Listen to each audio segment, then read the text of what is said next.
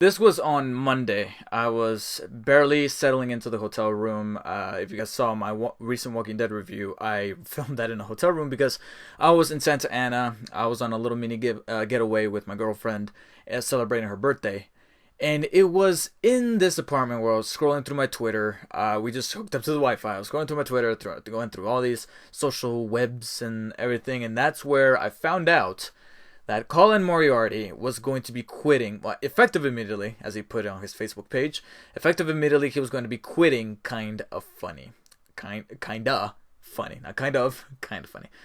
And this hurt me. This genuinely hurt me because these are four guys that I've been following for a very long time. When it comes to the podcasts that I listen to and the groups that I follow, the various forms of entertainment that I kind of keep in touch with, there's like a division for YouTube, and then that I watch either at home or in a place where I have internet but I have a screen, whether it be on my laptop or my iPod or whatever.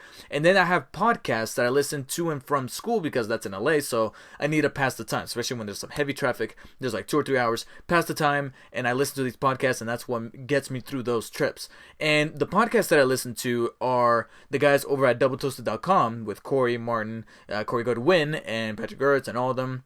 And then it's these guys, Kind of Funny. I download their podcast, I listen to them, and I've been listening to both of these groups for literally about 2 or 3 years now. And the thing is, and why these bit of news hurt me so much, is because Colin Moriarty is actually my favorite one out of the entire group of Kind of Funny. Not to kind of undermine or overmine anyone in particular, even though there's a couple of things that bother me from some of the other folks, because we all have our opinions about people, and we all kind of have our favorites when it comes to forms of entertainment, like these people or the podcasts that you listen to or the videos that you watch. If there's like a group of people, you'll be like, oh yeah, that's my favorite, because that's the one that you kind of gravitate towards the most. And to me, it was Colin Moriarty and Kind of Funny, because he was the one that was a bit more straightforward and to the point when it came to his opinions. And Colin Moriarty is no stranger to very, very controversial opinions as of late, as the most recent events have demonstrated.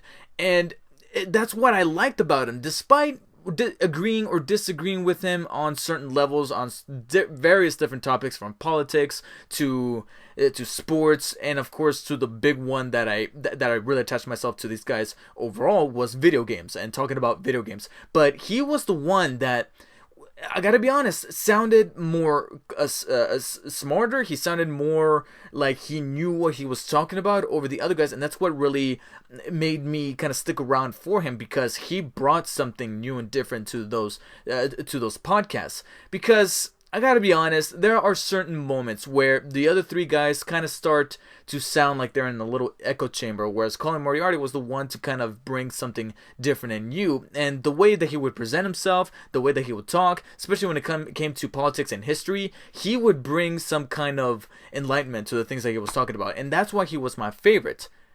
With that being said, there's no denying that the tweet he released on International Women's Day, where he said, peace and quiet, hashtag a day without a woman, was indeed sexist. But was the blowout over his tweet over the top? Yes. Was he in the wrong? Yes, because that was a sexist joke. It's the type of joke that you hear and you go, oh my god, did you really just say that? And maybe you laugh, but you don't laugh because it's funny. You laugh because you're trying to kind of relieve yourself out of that uncomfortable feeling. So you're like, no, I don't want to deal with this. So you're like, I'm just going to laugh it off, move on. But people don't do that these days, especially on Twitter, on Facebook, on Instagram. In 2017, people don't just move on. They have the power of opinion in the grasp by simply typing out a few words under 140 characters and then post it. And sometimes it's used in an effective and positive way, and sometimes it could be used in a negative way. And that's where the whole line is drawn between people who are justified in their protest against a bigoted type of comments like these, and then other people who take it just a little too far. And in my personal opinion, people did take it too far. Was this tweet sexist? Yes. But was the reaction really exaggerated and over the top? Yes, because this is the type of joke that you look at and go, wow, that was bad. But you got to move on. You got to be better than that. I mean, I will kind of give some credit to what Greg and Tim and Nick said over at PAX East. We got to be better. And some of those people do have to be better, but leaving very vile comments saying, I'm unsubscribing, you're a piece of shit. I'm like, yeah, the tweets was sexist, but you are not making yourself better by portraying yourself as even uglier than what this subject is. And that's what really stretches my curiosity and wondering, would Colin Moriarty have resigned should it not have been for that tweet? Let's pretend that that tweet didn't happen. He didn't tweet out that sexist comment, that sexist joke, and then time moved on through. Would Colin still had resigned?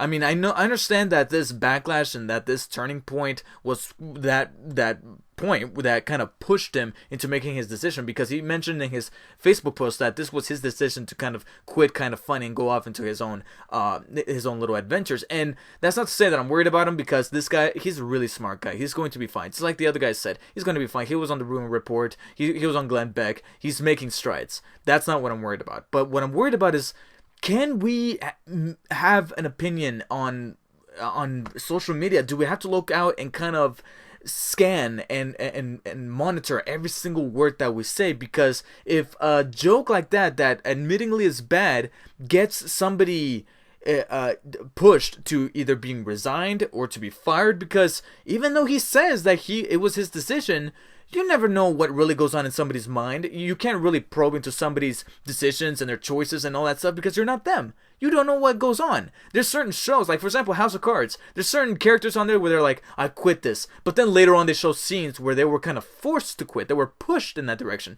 That's not to say that I'm defending Colin Moriarty and his views, because like I said, there's various topics where I disagreed with him. There were certain points and certain topics and certain arguments where he was coming off a little strong to the other guys. But still, where can we really keep this whole thing of freedom of speech? Because even though his joke was sexist, it's still under freedom of speech. And he said this time and time again, that we need to preserve freedom of speech. Otherwise, people like Trump, people in his cabinet will win. Where do we draw the line? Where do we need to look at our things that we say on our internet pages, on our social media, and be like, oh God, I better delete this, otherwise it's gonna create this firestorm that's going to bury you in the end. Because 10, 15 years ago, this wouldn't have been a problem. And other folks are saying that the other guys kind of threw him under the bus, because right after he posted that tweet, Greg was quick to post like a humongous apology on behalf of Kind of Funny. And even though I don't agree with those people saying that those other guys were backstabbers, I can't exactly rule out that possibility. I don't agree, but I'm not going to rule it out, and I can kind of see their argument, because like I said, they always sounded it in their own little echo chamber with their opinions. Colin was the one to always kind of stand out. And I will admit that there have been several podcasts and videos and topics where they would kind of clash with their opinions and their arguments, and out of all of them, Colin was always the one to likely leave the group to kind of pursue his own ambitions that were very much different from the other guys. But like I said, what really boggles my mind is that, would he have quit if it wasn't for this tweet? Is this tweet responsible? And of course, I do kind of hold Colin Moriarty to that regard, because that was a sexist comment.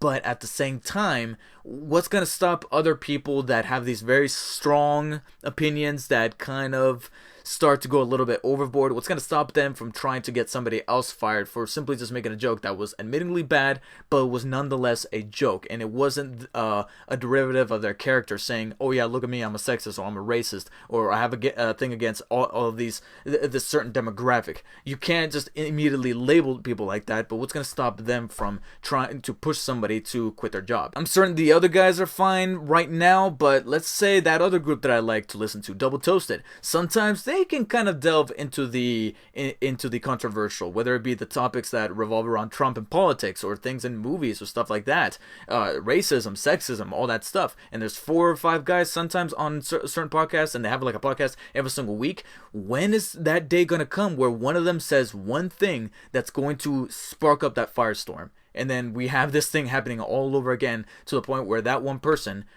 posts on their Facebook page saying, I quit Double Toast, or I quit whatever website it is that you listen to. That's the argument that I present. it's time to argue. So if you guys listen to kindoffunny.com and you listen to their podcast or any kind of podcast in general, do you have that certain group or that certain person that you listen to and has this very strong and very diverse opinion that then that it can kind of present these kind of issues? And if you do follow kindoffunny.com and you follow the whole exploits of Colin Moriarty, of what recently happened with him quitting Kind of Funny and the other guys' opinions, please post your opinions in the comments below. Do you think that he was in the wrong, or do you think that he was attacked by the what is dubbed as the SJWs, or do you think that, yeah, this was the right move, especially for a person like Colin who has different talents that he can probably use elsewhere? Please, all of your voices, all of your opinions, let me know in the comments below. Like and share this video if you liked it, that is, of course, because I'm sure it's going to create a discussion down below. And also subscribe for future videos, including videos on topics such as this. And of course, do not forget to follow me on Instagram and on Twitter, where you can kind of poke my own brain as best as possible, even though you kind of can't do that, on at DarkSpiderDavid. Until next time, guys, take care. I will see you all later.